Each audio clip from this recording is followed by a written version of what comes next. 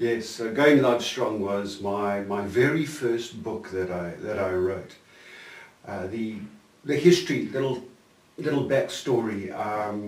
During the late 90s, I was working as a international supply chain consultant in the IT industry, and we were on consignment out in Amsterdam, doing some work there. I'd kind of set up a home base, and the dot-com bubble went poof, pop, the.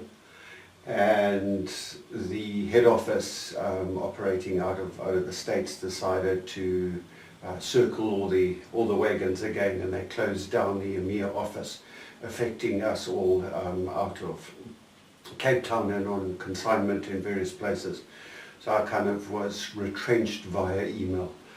Yeah, sad story. But anyway, what I did is we finished up there and kind of put everything back in the suitcase, came back to Cape Town.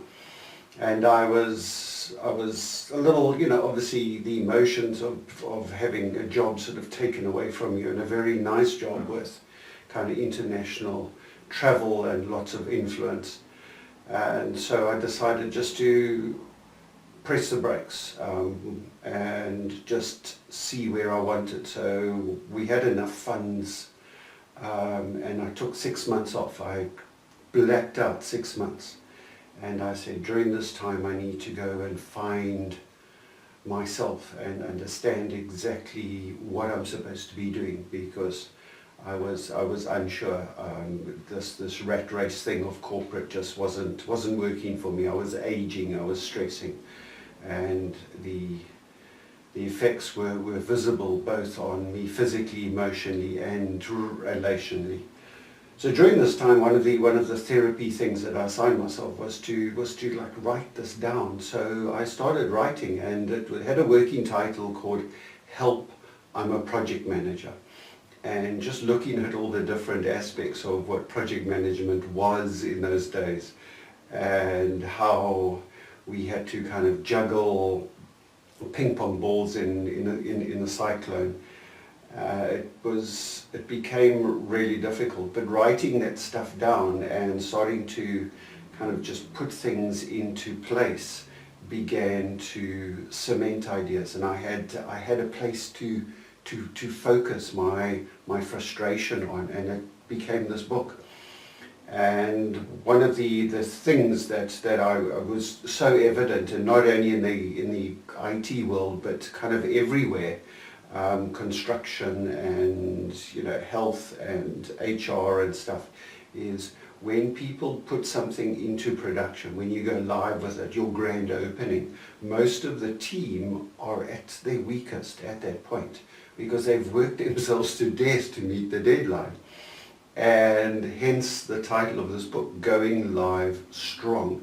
And it re-looks at this whole deadline mentality, and says that if you're not at your strongest when you go to market, then you've messed up the previous couple of months, years.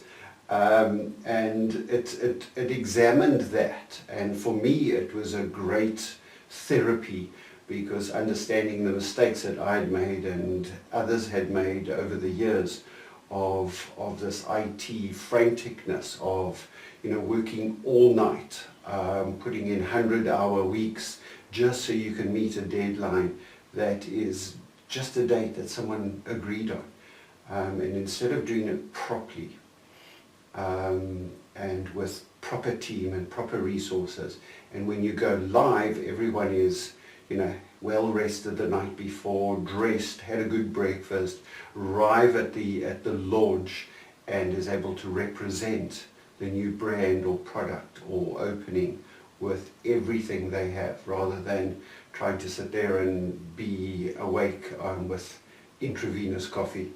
So Going Live Strong is exactly that. It was a self-therapy book. I've never published it. I've never put it out to I think I've printed probably about 10 copies, and that's about it. But for me, it was the realization that firstly I could write, and It was realized the worthiness to self of writing. And secondly, it gave me a good understanding of how hard it was to write, but it gave me permission to be a writer. And I think with that, it's a big tick. So it's not a book that is out in the market, and if somebody really wants to read it, and I've handed it out to a couple of people, but it's a big kind of coming of age book.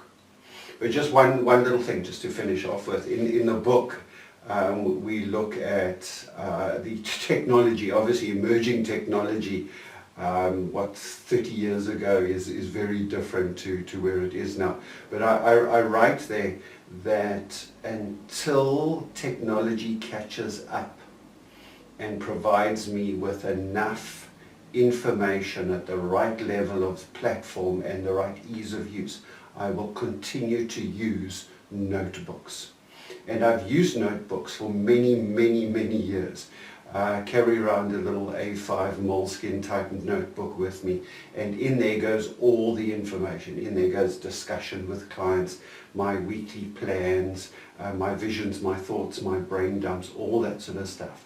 And it's interesting, only recently, literally in the last month, have I found now a platform to replace my notebook.